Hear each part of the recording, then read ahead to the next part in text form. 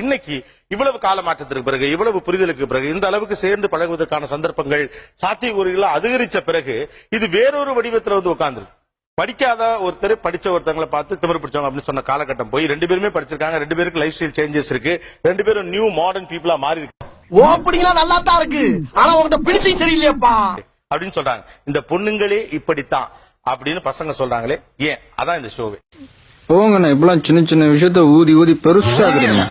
அப்புறம் கொஞ்சம் அவங்க ஹைஃபையா மாறி இருக்கக்கூடிய விஷயங்கள். பட் இதுல ஒரு முக்கியமான ஏரியா இருக்கு. நீங்கள் படித்து சம்பாதித்த பிறகு ஏன் பெரும்பாலும் கேபிட்டலிஸ்டிக்காக மாறிவிடுகிறீர்கள்? Why you guys become a capitalistic when you started earning money? நாளைக்கு ஆணும் பெண்ணும் சேர்ந்து இயங்கக்கூடிய இந்த சமூகத்துக்குள்ள இந்த அளவு ஒரு பெரிய கேப் ஆண்களுக்கு பெண்களுக்கு இடையில் இருக்கவே கூடாது.